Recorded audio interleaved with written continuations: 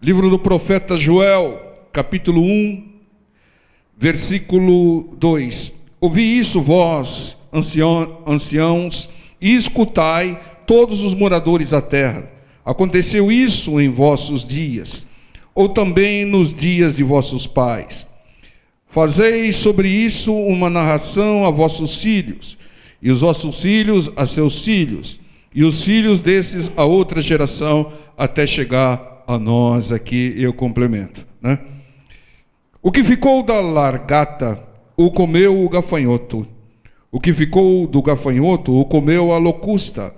O que ficou da locusta, o comeu o pulgão. Irmãos, pula para o versículo 10. O campo está assolado e a terra triste, porque o trigo está destruído, o mosto se secou e o óleo falta. Irmãos, há períodos nas nossas vidas que pode ocorrer isto, ou seja, uma sucessão de pragas, uma sucessão de coisas ruins, um ataque fulminante sobre as nossas vidas e sobre aquilo que nós temos. O que fazer numa situação dessa? Qual é a direção de Deus? Qual é a direção da palavra de Deus para que nós hajamos, para que nós saiamos dessa situação? O versículo 12 aqui diz: a vide se secou, a figueira se murchou, a romeira também, a palmeira e a macieira, todas as árvores do campo se secaram, e a alegria se secou entre os filhos dos homens. Cingi-vos e lamentai-vos, sacerdotes, gemei, ministros do altar. Entrai e passai, vestidos de sacos durante a noite, ministros do meu Deus, porque a oferta de manjares e a libação cortadas foram da casa de vosso Deus. Aqui não bastassem as pragas, ainda sobreveio sobre a nação de Israel, do povo de Deus, uma terrível seca, tirando a perspectiva de uma colheita futura, porque quando vem a seca, não há o que colher. Então estava programado um futuro de sofrimento. Depois, uma sucessão de pragas, veio uma seca. O que fazer? Qual a direção de Deus? Aqui, os sacerdotes traziam uma direção de gemer, os ministros de entrar e passar vestidos de saco. Será que essa é a direção de Deus? Será que isso poderia resolver tal situação? Dá um pulo aqui em Joel, capítulo 1, versículo 17.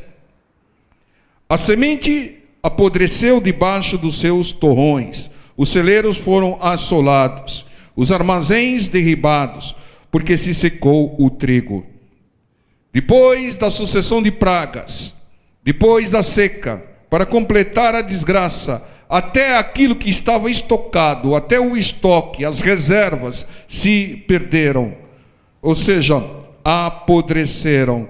Parece que o inimigo veio com tudo, parece que foi um ataque fulminante do inimigo. Primeiro uma sucessão de pragas, depois uma seca, e depois ainda o suprimento, as reservas, o estoque foi dizimado. O que fazer numa situação dessa? Repreender o diabo, diabo que está trazendo a seca, sai. Demônio que trouxe a praga de gafanhotos, sai. Demônio que apodreceu os estoques, as reservas, sai. Será que isso resolveria? Qual é a direção de Deus para resolver tal problema? Porque muitas vezes, não igualmente como está descrito aqui na palavra, mas muitas etapas, períodos das nossas vidas que parece que há uma sucessão de ataques sobre a nossa vida, sobre a nossa saúde, sobre a família, sobre as nossas reservas, sobre os bens que nós temos, né? O que fazer? A palavra de Deus é direção para nós. Então a resposta e a direção de Deus está escrita na palavra. E está escrito no mesmo livro, o livro de Joel. Dá um pulo em Joel capítulo 2, versículo 25. E diz aqui o Senhor: restituir-vos-ei os anos que foram consumidos pelo gafanhoto, oh glória a Deus, a locusta e o pulgão e a aruga, o meu grande exército que enviei contra vós. Uma promessa de restituição total de Deus, que maravilha, glória a Deus. Mas há uma revelação surpreendente aqui, há uma revelação chocante aqui. Quem enviou as pragas e a seca não foi o diabo, foi Deus. Misericórdia. Eu não entendo, pastor. Mas o texto diz aqui: o meu grande exército que eu enviei contra vós. Foi Deus que enviou as pragas. Irmãos, existem lutas nas nossas vidas que Deus permite, mas também há lutas que Deus envia. No caso do Jó, Deus permitiu o ataque de Satanás, mas em muitos casos Deus enviou as lutas, as tribulações. O que nos salta aos olhos é o exemplo do Jonas. Quem enviou a tempestade sobre Jonas foi Deus. Uma outra revelação está nos 70 anos de cativeiro na Babilônia. Quem enviou esse cativeiro, quem fez com que esse cativeiro viesse, foi Deus. E Deus enviou aqui o seu grande exército de pragas sobre o seu povo. Com que intenção? Com que propósito? Para quê? Deus sempre age com ótimos propósitos. E no mesmo texto, no mesmo livro, Deus revela o para que Ele enviou aquelas pragas.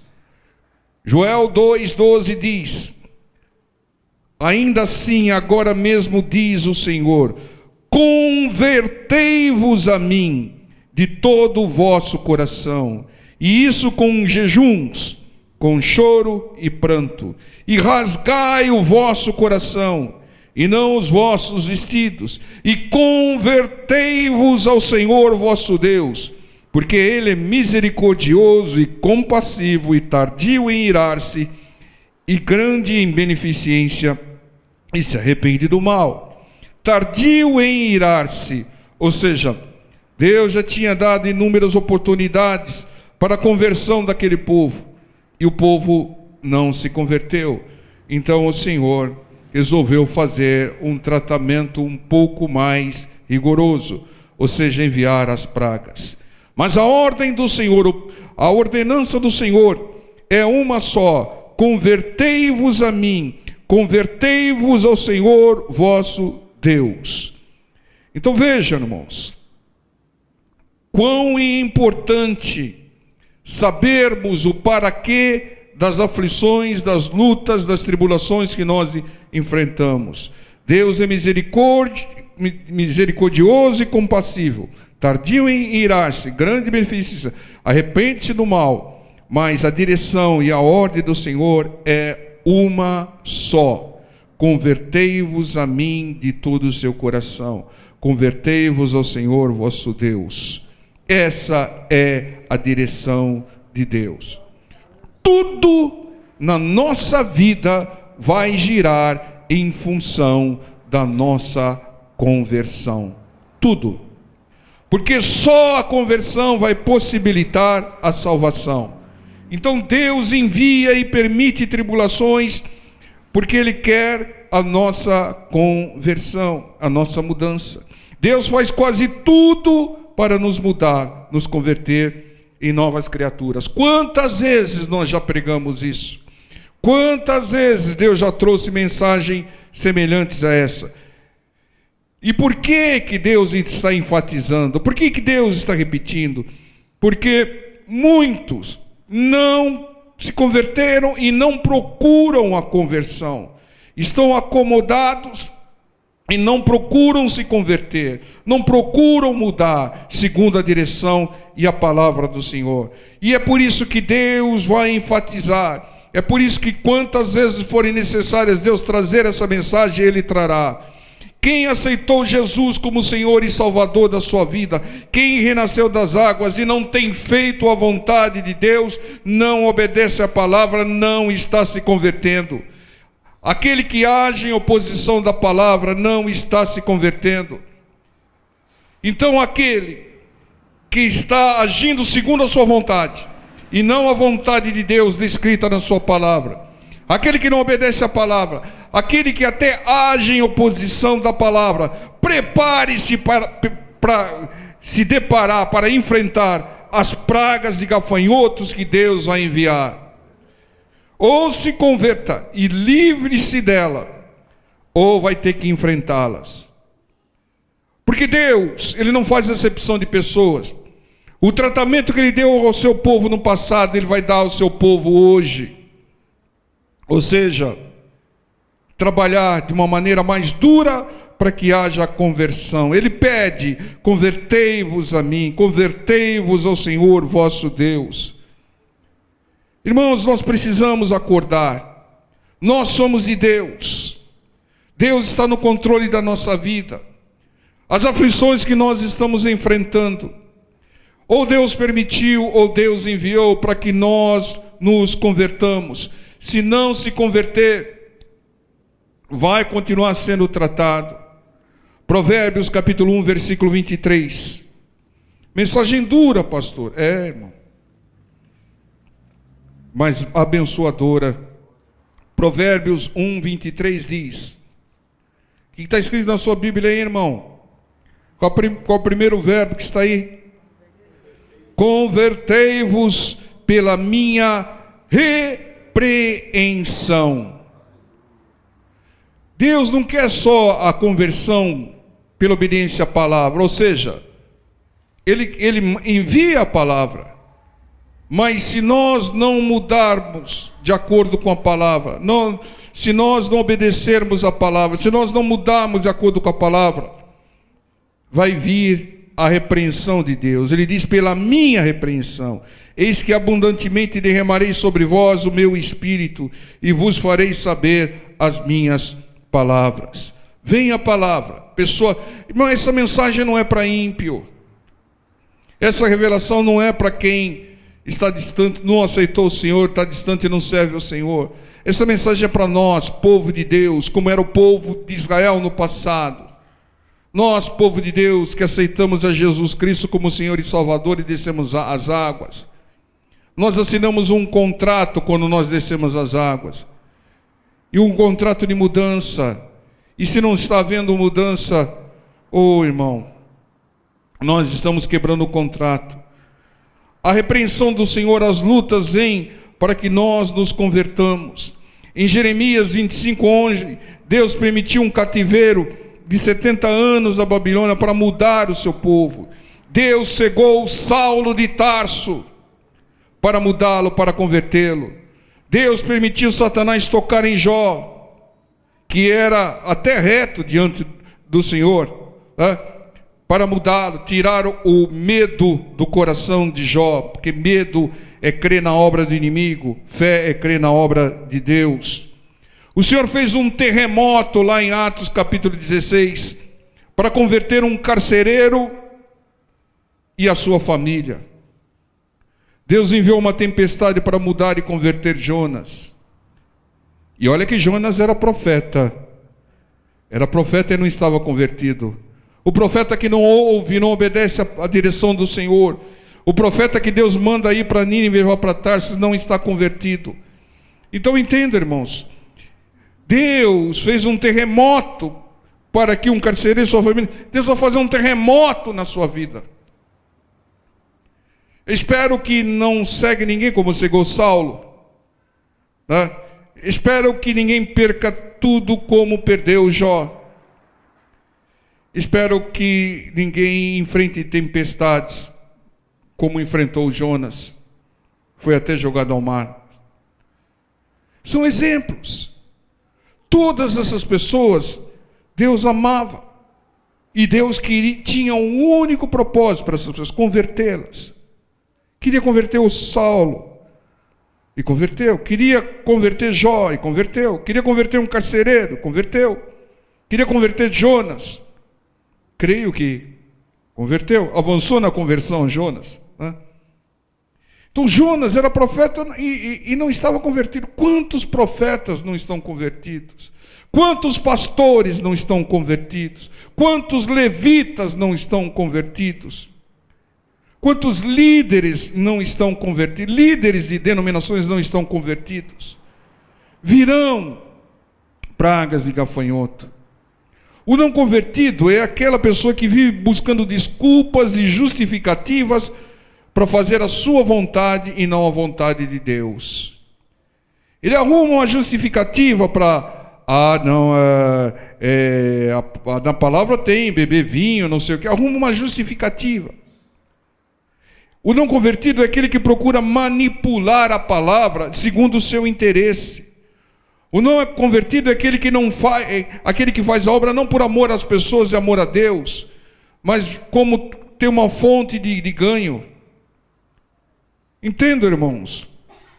Quando há evidência de não conversão, quando a pessoa ela não crê na palavra, e quando ela começa a acreditar em algumas conversas, começa a divulgar algumas conversas que conflitam com a palavra, precisa se converter. Irmãos, uma pessoa que não conhece a palavra, ela não está convertida, irmão.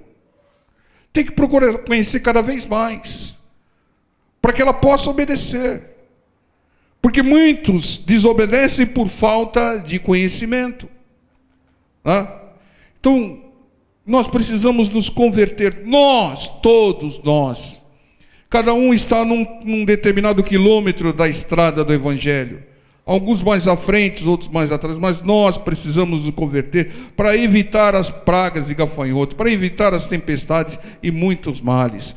Atos dos Apóstolos, capítulo 3, versículo 19.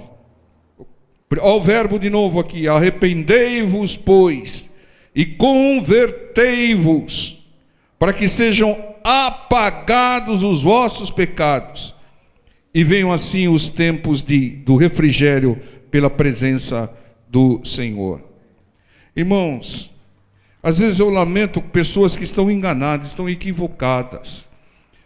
Tem algumas manifestações, né, na igreja, faz isso, faz aquilo, faz uma pirotecnia, e ela se acha que ela está convertida. Não, eu estou com Cristo, que eu sigo a Cristo. Não está, irmão. Não está. Na primeira tempestade, essa pessoa cai. Na primeira tempestade, ela acaba cedendo, ela volta para o mundo, para práticas do mundo, para vícios do mundo, porque não estava convertido. O que converte é o conhecimento da palavra, a fé na palavra e a obediência à palavra. Não tentar brigar com a palavra, não tentar questionar a palavra, não tentar manipular a palavra. Não, ser sincero. Não, eu não vou manipular a palavra. Olha, a palavra diz isso, eu estou fazendo aquilo, que Deus me ajude para que eu pare de fazer aquilo, vou clamar, vou orar para parar de fazer aquilo e começar a cumprir a palavra. E quando eu começo a cumprir a palavra, eu avanço na conversão. Mas aquele que está na posição e tenta manipular a palavra para enquadrar no seu caso, não está convertido, irmão, não está. Então, se você quer aqui, como diz esse versículo, né, convertei-vos para que sejam apagados os vossos pecados. Se você quer que seus pecados sejam apagados, que haja refrigério na sua vida, então arrependa-se e converta. Deus não está mandando aqui ficar orando, jejuando, fazendo isso, fazendo grande oferta e sacrifício. Ele está mandando arrepender-se daquele pecado, daquele mal, daquela transgressão e converter-se à palavra. As promessas de Deus se cumprem quando nós obedecemos e quando nós nos avançamos na conversão. Se não mudar, se não se converter, não vai receber, irmãos. Não tem esse jogo com Deus, encostar Deus na parede. A pessoa que fala, Deus é ou não é, ela não está convertida, porque Deus é para aquele que é convertido. Só o Senhor é Deus. Entendam, irmãos? Nós poderíamos estar mergulhando em profundas revelações da palavra de Deus, mas nós não estamos cumprindo o elementar, o básico. Sejamos sábios, sejamos. Se nós quisermos receber bênçãos de Deus, se nós quisermos que não venha praga de gafanhotos, cativeiro na Babilônia, se nós quisermos que as nossas lutas diminuam, nós precisamos nos converter. Só será salvo quem tornar-se uma nova criatura. Nova criatura não faz nada daquilo que fazia a velha criatura, que não concordasse com a palavra do Senhor. O batismo nas águas, como nós falamos, é só o início do processo. Tem gente que pensa que entra na água, sai da água e está convertido. Esse é o início. Essa é a assinatura do contrato. Tem que cumprir o contrato até o fim. Ser fiel até a morte para receber a coroa da vida. Provérbios 4:18 diz que a caminhada do justo é como a luz da aurora. A conversão é um processo, irmãos. É um processo. Não se preocupe se você estiver iniciando, mas você tem que avançar. Você não pode ficar parado, porque tem alguns que ficam parados, tentando brigar com a palavra, não perdoam de jeito nenhum, e dizem que é de Jesus, que crê na palavra. Não está convertido. Pedro andou 3 anos e meio lado a lado com o Senhor e não estava convertido. Negou o Senhor 3 vezes. Aquele que tem negado o Senhor por aí ainda não está convertido, irmãos. Judas andou com o Senhor e nunca se converteu. Muitos estão na casa do Senhor, na igreja do Senhor, oram e não se convertem. Fazem a sua vontade e não a vontade de Deus. Irmãos, parece ser o óbvio ululante, parece ser repetitivo, parece ser maçante, mas é verdade. Nós temos que tomar uma decisão de começarmos, obedecermos e de uma maneira incondicional a palavra do Senhor. Deus não abre mão e não negocia a nossa conversão. Converta-se.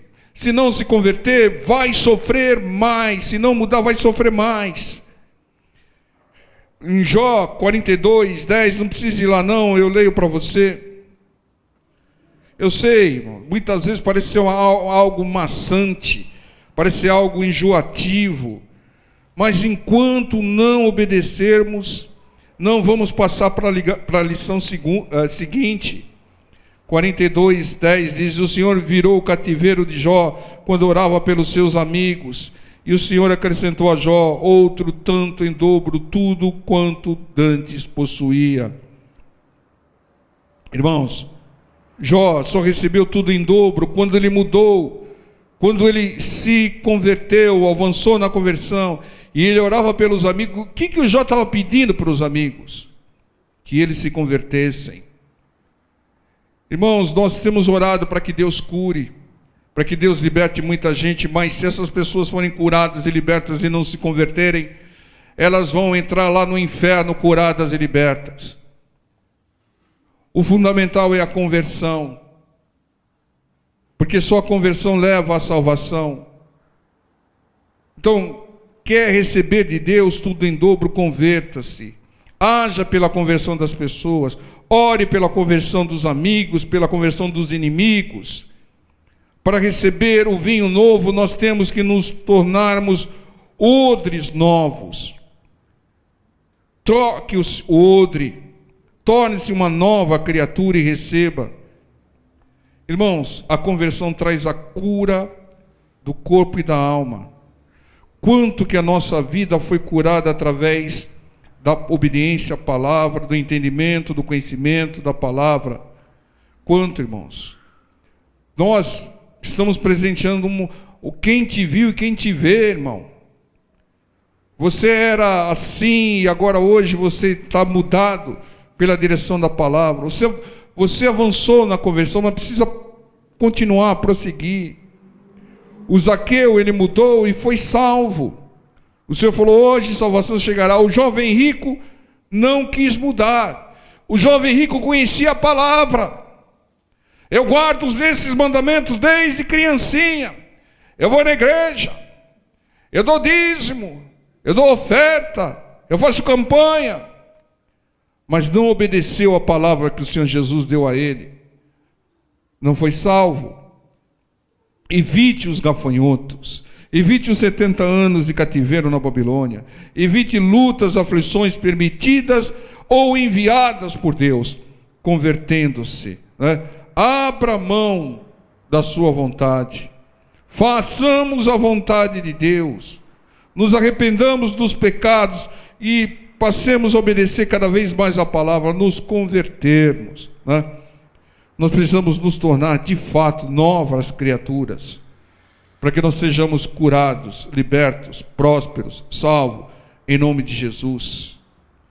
Entenda, irmãos, Deus, Ele trabalha 24 horas por dia e todos os dias. Deus está focado na nossa conversão. Deus faz tudo para a nossa conversão. E se nós não nos convertermos, nós vamos estar frustrando a direção do Senhor. Para que o Senhor nos daria?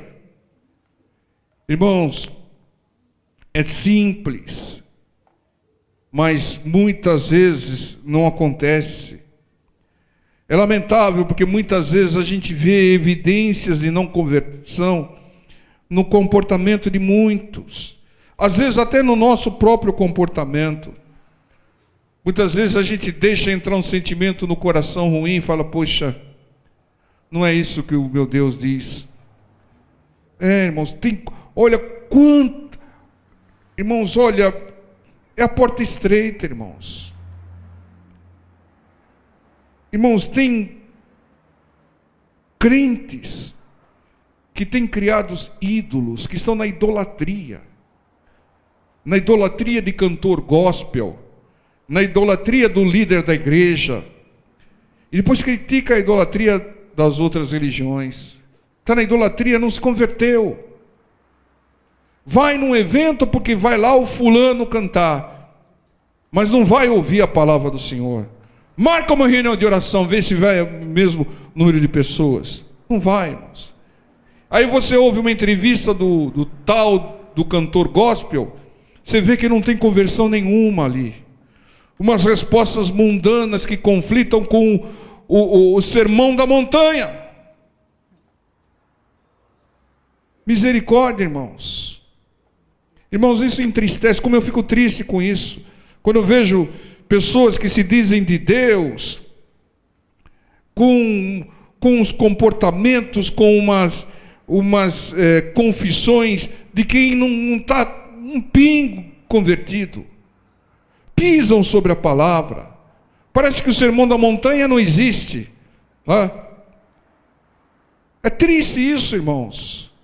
O Evangelho não é brincadeira, é a verdade de Deus. Mas nós, muitas vezes, falhamos e não enxergamos as nossas falhas. Que Deus nos ajude a enxergá-las e abandoná-las. Porque nós não queremos decepcionar ninguém, escandalizar ninguém. Nós queremos nos converter. Nós queremos chegar e falar, agora não sou mais eu que vivo, é Cristo que vive em mim. Agora não importa mais a minha vontade, é a vontade de Deus. Né? É isso, irmãos. Muitas vezes a gente se preocupa até em agradar algumas pessoas. Né? E contrariamos a vontade de Deus. Nós temos como primeiro compromisso agradar a Deus. Entenda, irmãos. Quando você vê uma pessoa fazendo uma coisa errada e procura agradar, passar a mão na cabeça dela, você não está contribuindo, você não está ajudando, irmão, para a conversão dela. Pelo contrário, você está fazendo com que ela permaneça com entendimento errado, no erro, e não avance na conversão. Nós precisamos, irmãos, nós precisamos nos converter, nós precisamos. Em nome de Jesus nós precisamos. Porque esse é o propósito maior de Deus. Deus, é claro que Ele quer nos abençoar com cura, com libertação, com prosperidade, com uma série de coisas. Mas isso tudo é secundário, irmãos. A prioridade de Deus é a nossa conversão. E Ele diz: convertei-vos, convertei-vos. Quantas vezes a gente tem pregado, quantas vezes a gente tem repetido a mesma mensagem, e quantas vezes a gente vê evidências que não há avanço de conversão. Nós precisamos, irmãos, tomar uma posição com relação a isso, né? De agradar ao Senhor. Porque só assim nós vamos evitar a praga dos gafanhotos, a seca, né? Que o suprimento se apodreça, o cativeiro na Babilônia, a tempestade em alto mar. Só assim nós vamos evitar isso. Porque Deus não permite, não envia essas coisas à toa. Ele permite quando Ele vê que a pessoa precisa mudar, se converter. Amém, povo de Deus? Vamos ficar em pé em nome do Senhor Jesus?